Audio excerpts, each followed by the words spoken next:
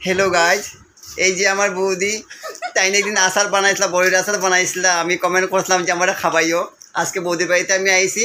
তো আমি ভুলে গেছিলাম বড়ির আচারের কথা আমি গেছি কি বৌদি আবার ফোন করে আমার নিয়ে আইসুন এই যে দেখুন আচারটা মুখে দিয়ে দেখছি এত টেস্ট আপনারা যদি খাইতে আপনারা অনেক মিস করলেন তো আজকে ভাবছি যে না একটা মানে এত ভালো মানে একটা মুভমেন্ট আইসে এখন এত মজার জিনিস বড়ির আচার তো দেখতে সবাই জিব্বার জল পড়ে আমি খাইছি আমাদের কোনো জলটা পড়ে তো ঠিক আছে আপনারা লাইক কমেন্ট শেয়ার অবশ্যই করবা আর যে আপনারা আচার খাইবার ইচ্ছা থাকে তাইলে আপনারা কমেন্ট করে কইব অবশ্যই চেষ্টা করব আমার ফেসবুকের আর বৌদির একটা ফেসবুক পেজ আছে ওইটাই বৌদি কইলাও তোমার ফেসবুকের পেজের কথা পেজের নাম হলো সুদীপ্তা.স্নেহা আর প্রোফাইল তো এস দাস আপনার বৌদিটা ফলো করবা আমারটা অবশ্যই ফলো করবা আর আপনারা আমরা সাথে আসেন করি আমরা দেখো বিভিন্ন ধরনের ভিডিও বানাই আমি অনেক ভিডিওতে কইছি অনেক কষ্ট হয় না বৌদি বানাইতে